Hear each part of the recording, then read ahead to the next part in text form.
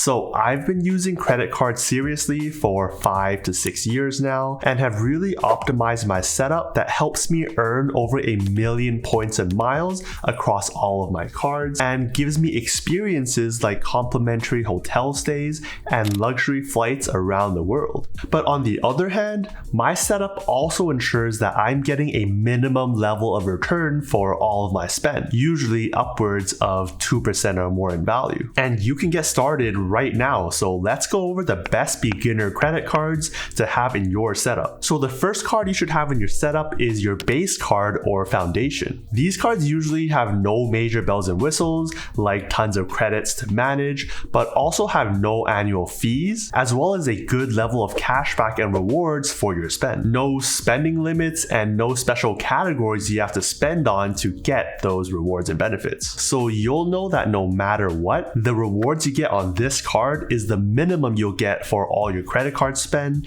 and it only goes up from here. That said, the good old reliable here would be the Citi Double Cash card. This is a card that's been recommended time and time again by everyone in the credit card space, and for good reason, because you'll get a baseline 2% cashback, 1% when you buy and 1% when you pay on all of your spend, with no spending limits and no special categories you have to stick to. That means if you're spending $1,000, you're gonna get $20 back. $10,000, you'll get $200 back. And because one of the golden rules of credit cards is to always pay your bill in full and on time every single time, then it doesn't matter that you only get the 2% once you buy and then pay it off. But if you really need to, there is a 0% intro APR for the first 18 months on any balance transfers, although it does come with a few percent in transfer fees. It is worth noting though that back in 2022, Citi changed the reward system on their cards where you're going to get points instead of direct cashback. But you can then convert those points into cashback at the same 1 cent to 1 point rate, giving you the original 2% cashback with no minimums. But you could also use these points towards other means like gift cards, Amazon, or transfer partners to redeem for outsized value if you have cards like the Citi Premier. Now, there's not much else on this card. It's just a simple no annual fee card that will give you 2% back on all of your spend, with basic protections like getting fraud protection as well as 0% liability on unauthorized charges, but will charge you a 3% foreign transaction fee if you're spending abroad. There is no welcome bonus here, which is a bummer, although they brought it back for a little while back in 2022, which is not the case for card number 2, the Wells Fargo Active Cash, a card that will give you an unlimited 2% cash back on purchases, so not split between buying and paying off with a card, which really shouldn't be an issue in the first place. And again, no special categories, activations, or spending limits. That said, this card does regularly offer you a $200 welcome bonus when you spend $1,000 in the first 3 months, giving you a return on spend of about 20% over that time period. If you want to match that welcome bonus with typical spend at 2% cash back, you're going to need to spend a whopping $10,000 in order to match $200 in cash back. And so the welcome bonus makes quite a big difference. And then similar to the Double Cash, you're also getting a 0% intro APR, but only on the first 15 months. But another special perk that this card has that the Citi Double Cash did not is cell phone protection, where you'll get protection up to $600. As long as you pay the monthly bill with the card, you'll get coverage of up to $600 against damage or theft after a $25 deductible. It won't cover all the latest and greatest phones, which cost upwards of $1,000 nowadays, but it's still nice to have on a no annual fee card. So what's the catch? Isn't this card better than the Double Cash in every single way? Well, maybe. Yes, the welcome bonus is a major point, but Citi seems to do better in terms of having a number of cards that people generally recommend. And you can combine your Citi points when you have other cards like the Citi Premier to transfer to partners and redeem for outsized value. So getting the Citi Double Cash is like a stepping stone or a ladder towards that setup. So speaking of laddering up, we gotta talk about the Chase Freedom Unlimited. Now this card has a lower rate for your general spend at 1.5% cashback or 1.5 times points that you can redeem for cashback, but does give you some other categories like 3% on dining and drugstores, as well as 5% on travel through their portal. But I still think this card can be a solid one because of two main reasons. One, the Chase Freedom Unlimited helps you ladder up to the Chase Trifecta, where it can make your Chase points valued at 1.5 5 cents per point each when redeemed for travel. And 2 is probably the best welcome bonus out there, giving you a $200 bonus when you hit the minimum spend over 3 months, but recently also includes a 5% cashback at grocery stores up to $12,000 in the first year. Given an average grocery store spend at about $5,000 a year, at a 5% cashback, that's giving you an extra $250 in the first year, which more than doubles the base welcome bonus. It also gives you purchase protection for 120 days against damage or theft, up to $500 per claim, extended warranty and trip cancellation and interruption insurance up to $1,500 per person, as well as partner benefits across DoorDash, Lyft, and Instacart. So depending on which ecosystem you go with, or if grocery and dining spend is important to you, the Freedom Unlimited, although it's only 1.5% cashback, could be worth the consideration for your base card. Now, one more card you'll want to consider in this category is the Capital One Quicksilver card. It's a no annual fee card that will give you 1.5% cashback with no limits, gives you $200 in welcome bonus after hitting the minimum spend, and the 0% APR in the first 15 months,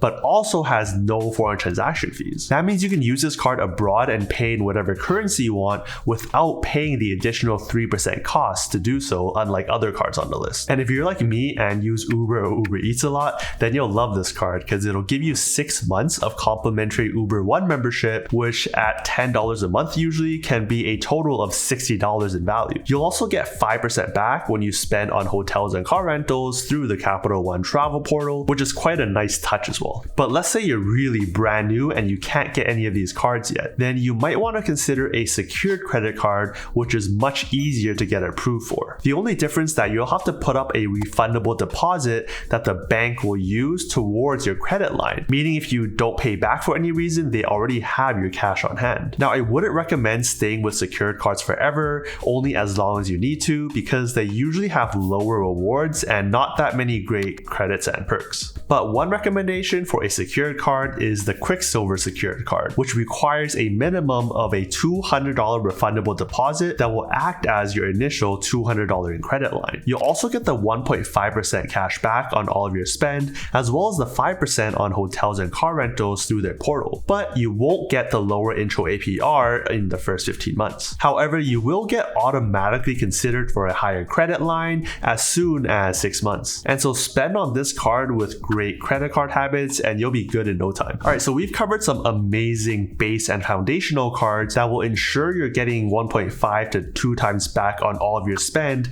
easily no matter what. But nowadays, with so many great cards out there, a setup with more than one card will probably do you better and without any more work really. So the second category of cards to add to your setup are ones that give you elevated earnings, usually higher than the basic 2%, in some common and broad categories that are still very straightforward to use. And so the first card in this category is probably not one that you'd really expect, and that's the American Express Blue Cash Everyday card. It is harder to get approved for compared to the other cards on this list, but one unique perk is that you're able to qualify for this card using foreign credit history outside of the US. This will help kickstart your US credit if you have background in Australia, Canada, Mexico, the UK, and many more. And this is a solid card to get started because you're going to get $200 when you hit a $2,000 minimum spend over the first 6 months, so double the time of most other cards. You're also getting the common 0% intro APR in the first 15 months and a solid 3% cash back on groceries, online retail, and gas up to $6,000 per year each, then 1% back on everything else. A pretty solid list in my opinion, with groceries being on everyone's list, online retail getting really popular, and gas still being a necessity in most people's lives. But what's more are the credits you get on top of this already no annual fee card. If you subscribe to the Disney bundle, you'll get a monthly $7 credit, so up to $84 back annually, as well as $180 for Home Chef credit, so $15 a month when you purchase their meal solutions.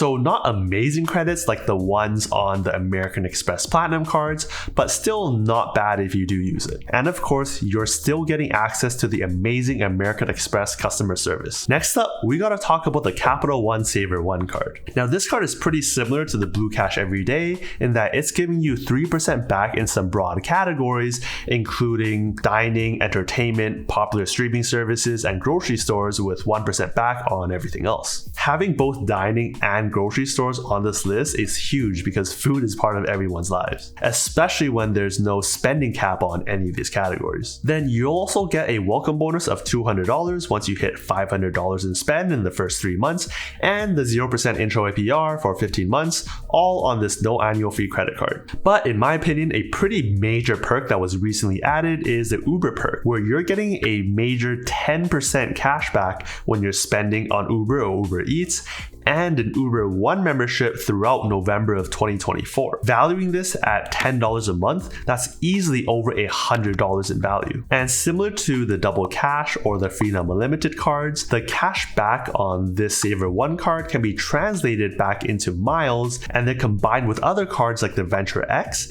in order to be transferred to partners to get outsized value that way. So not only is this another great card on its own, but it'll help you ladder up to those powerful setups. Alright, so we have a pretty solid setup so far. A card that gives you 1.5 to 2 times back on all of your spend, as well as another card that will give you an elevated 3 times on some broad and common categories throughout the year. Now to top it all off, let's add a card that will give you even more cash back, as high as 5% back on some still pretty great categories that may just change over time throughout the year, with the most popular one in this category being the Chase Freedom Flex card. With a similar structure to the Freedom Unlimited, this card also has no annual fees and will give you the same high welcome bonus of $200 after the minimum spend, and the 5% back on grocery stores up to $12,000 in spend in the first year.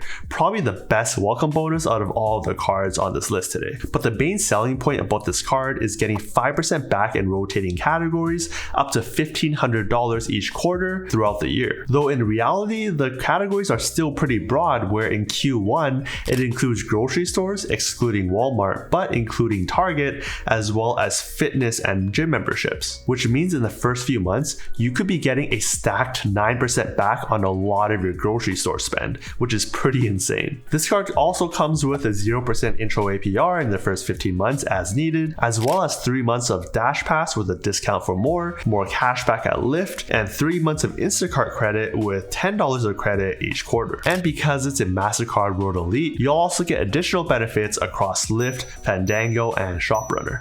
The Freedom Flex is also the second card on this list that will give you cell phone protection, but up to a higher $800 per claim, with also a higher $50 in deductible. Then another really popular card for 5% back in rotating categories would be the Citi Custom Cash card. Now this is one of the newer cards on the market that probably got released to compete head to head with the Freedom Flex card, because it takes what was popular with the Freedom Flex and then one-ups it. Because instead of having quarterly categories that you have to go in and activate for, you're just gonna get 5% cash back up to $500 a month, or the same $1,500 limit across each quarter on your highest spend category. Meaning the best way to use this card is to choose just one category every month and only spend in that category, because all of your other spend is just gonna default to 1%. And the categories include some really popular ones like restaurants, gas stations and grocery stores, to home improvement stores, fitness, and live entertainment. So pick the category that you want to spend on and do that for the full 30 days. And this card doesn't really fall behind in other aspects too, like still giving you $200 welcome bonus when you hit a $1,500 spend in the first 6 months, and the 0% intro APR in the first 15 months. And similar to the Double Cash, the cashback here is given in points that can be redeemed for cashback or combined with cards like the Citi Premier and then transferred elsewhere. So to really have a strong setup, make sure you have a solid base or foundational card that will give you a good level of reward, no matter the category you spend or the amount. Another easy to use card that will give you elevated rewards for some broad categories. And then tack on a third card that will give you even higher 5% back on some select categories. You'll also want to consider how these cards can help you ladder up to some powerful setups like the Chase or Citi trifectas. Remember, this is just the start of your journey and you want to zoom out to see where your setup can take you. And so go on and check out this video for the best strategy to really level up your game. Did I miss a card? Let me know down below what your favorite card is, and I'll see you in the next one.